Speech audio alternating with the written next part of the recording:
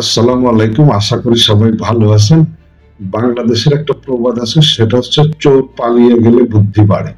তো এই শেখ হাসিনা ৫ই আগস্ট ছাত্র জনতার আন্দোলনে ক্ষমতাচ্যুত হয়ে ভারতে পালিয়ে যাওয়ার পর তো বাংলাদেশের যে সমস্ত কার্যকলাপ তাতে আসলে সেটাই প্রতীয়মান হচ্ছে।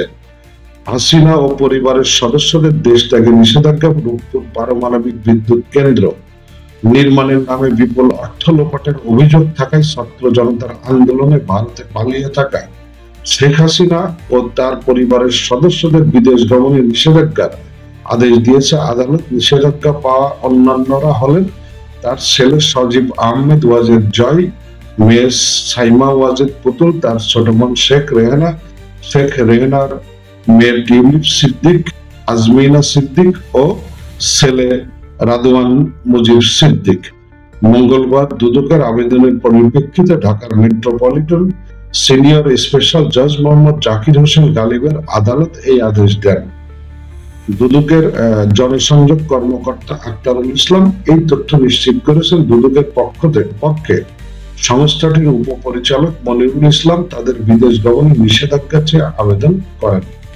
আবেদনে বলা হয়, সংশ্লিষ্টদের বিরুদ্ধে রূপপুর পারমাণবিক বিদ্যুৎ কেন্দ্র নির্মাণের নামে প্রায় ৫৯,০০০ কোটি টাকা লোপাট বা আত্মসাতের একটি অভিযোগ দুর্নীতি দমন কমিশনে অনুসন্ধানাধীন রয়েছে।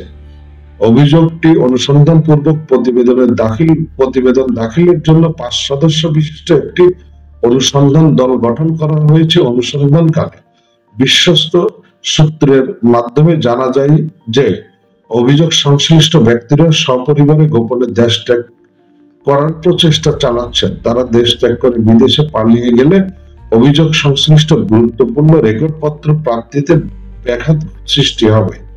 তাছাড়াও সার্বিক অনুসন্ধান কাজে বিঘ্ন সৃষ্টি সহ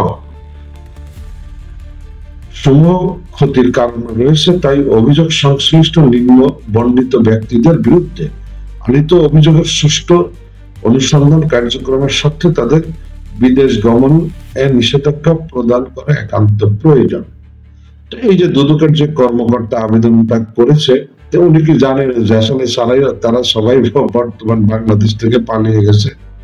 তো এইখানে তো তাদেরকে আসলে আবেদন করা উচিত ছিল যে কোনো মূল্যে তাদেরকে যেখানে পালিয়ে আছে সেখান থেকে আসলে দেশে ফেরত আনতে হবে, ফেরত এনে তাদেরকে আইনের আওতায় আনতে হবে। কিন্তু তা না করে উনি এমন একটা হাস্যকর ব্যাপার করেছে দুদক কর্মকর্তা, যেটা দেখে আসলে বাংলাদেশের সোশ্যাল মিডিয়ায় বিভিন্ন ভাবে ট্রল হচ্ছে যে একজন দুদকের আসলে একজন দায়িত্বশীল কর্মকর্তা এই ধরনের আবেদনটি কিভাবে করলেন। উনি কি জানেন না যে উনি কোথায় আছে শেখ হাসিনা এবং তার পরিবারের সদস্যরা? তো এইগুলো আসলে হাস্যকর ছাড়া কোনো কিছু না, এবং এইগুলো পরবর্তীকালে ঝামেলায় আসলে পোয়াইতে হবে। ভালো থাকবেন সবাই।